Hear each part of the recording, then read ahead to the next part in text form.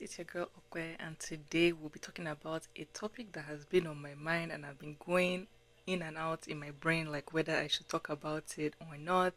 But I won't say topic, but more like a documentary, and I've just been going back and forth in my brain on whether I should even talk about this. But I watched this documentary recently on Netflix. I think it came out like 2 weeks ago or a week ago. I think it's titled Unknown Number: The High School Catfish.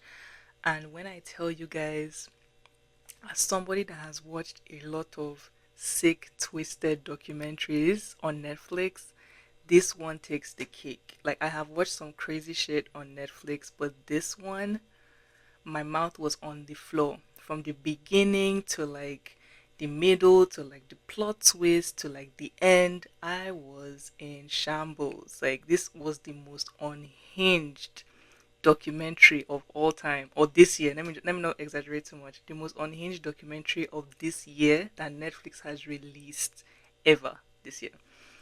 Like, for those of you that have watched it, I feel like, as I started it and everything, I was like, okay, typical story of a catfish. We already know that it's going to be someone that like is stalking this girl, blah blah blah. And then we start to see like the kind of crazy, sick, twisted things that the alleged stalker was like sending to I don't think she was even like fully a teenager. I think she was like 13 when this whole thing started. And like to see the progression of the kind of insanely disgusting things that was being sent to this girl and her boyfriend, the type of things that were described, by the stalker of what she did with the boyfriend, or the boyfriend wanted to do with her. Like, it was just honestly insane. And come to find out in the end that it was actually her mother. Like, that threw me away. And just even seeing the footage of like when the police actually reveal it to the family, their family, like the daughter and the father, that it's her, and seeing how she's literally like holding on to her daughter, like, and the daughter holding back. Like, I feel like the daughter was probably suffering from what's that syndrome called? I think it's called Stockholm syndrome, where it's like you kind of don't react the way you're supposed to react in a certain situation, and like you kind of detach. So like she was still like holding on to her mom, and in my mind I'm like, this is a person that has literally been abusing you for all these years, sending you all these sick and nasty things about yourself, about your boyfriend and all those type of things, even like telling you to die. Like, this is your mom that has been sending these things. But then again, I was like, you know what, some people process these type of things differently. Like I said, Stockholm syndrome, this is probably the normal reaction for that type of thing. Maybe as time goes on and like the mom is detained and all those type of things, it will start to process in her mind like, okay, this is not okay, and my mom is actually the one that was behind this. Come to find out at the end of the video, I mean, at the end of the documentary, I guess the mom was detained or arrested, put in jail for like a couple of months. I don't remember if it was up to like a year that the mom was in prison, but the documentary was being filmed around the time that the mom was going to be released, and then we hear the daughter like talking about, oh, it's still her mom at the end of the day, this, da da da, like, even though yes, her mom did all these bad nasty things and said all these nasty things to her, like, it's still going to be her mom at the end of the day, and she is potentially looking forward to having or forming a relationship with her mom when she comes out. It may take some time, but she's still open to it. And I'm just like, bro, this girl really needs therapy. And it's sad that she didn't get that therapy all through the period where her mom was away from her. Like, the fact that a year had passed, or like months or whatever, I can't remember, had passed since the mom had gone to jail, for her to still be thinking the same way or feeling the same way she felt when the whole revelation thing happened, not having some sort of like emotion or anything about the whole situation, was just crazy to me. Like, she literally sounded like a robot. She did not have any emotions, and that was very scary to me. And I really hope that that girl is getting the much needed help that she needs, because that is not normal behavior, especially after you have been removed from this toxic environment now, and you know that your abuser in a way is about to come out. You would think that she would have a different kind of reaction or something, but she just was very monotonous about the whole situation, very lackadaisical, and I was just like, damn, this is some sick twisted shit. But yeah, and even like hearing the mom's point of view, I don't even remember like what the mom's reason was. That was how bizarre the reason was. Like I just didn't understand her reason for doing that to her daughter. Like first of all, doing that to a teenager, a young person, whatever.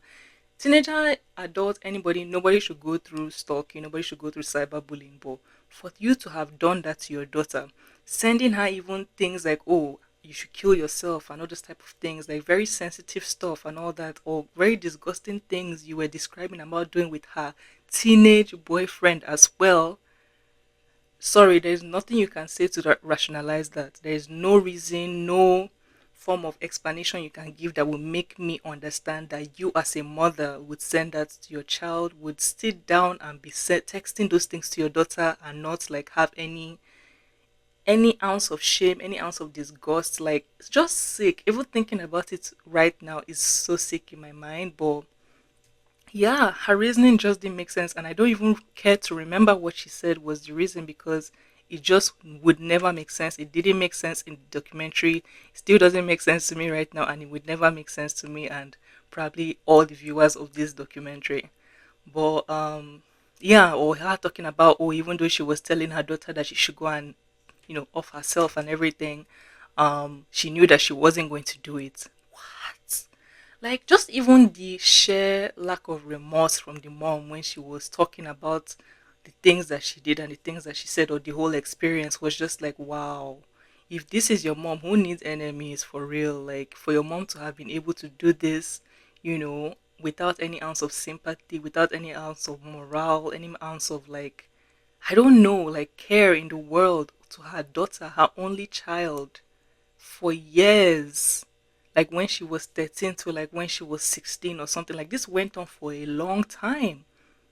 Even lied about having a job, like to her husband. Honestly, the husband was the only person that I would say had some sort of like reaction to the whole thing. Like immediately he's like, I'm calling your family before I actually do something to you that I may or may not regret. And I'm like, period, because that is the actual reaction you should have for somebody like this. She is dangerous. So he's the only one that I would say had a kind of normal reaction to the whole, well, you know what I mean by normal, like a normal reaction to this abnormal situation. Like he's the only one that actually had some sort of reaction and some sort of rationale with the whole thing. Everybody else just was weird to me, and I just hope that even when the mom comes out, like she doesn't come close. Like I hope there is like a court order or something with her release that she cannot come near children or cannot even come near her daughter for her daughter's sake. Like I don't care what her daughter is saying in that documentary. They need to keep her away from that woman because that woman does not love you, my love. She does not love you. She hates you. She is jealous of you, and whatever it is that is in you that triggers her, please just stay away from her. But that's pretty much what I wanted to say. Let me know what you guys thought about the Catfish documentary. I think that's what it was called, Unknown Catfish or something like that. Don't forget to like, comment, share, subscribe, or follow depending on where you're watching this video.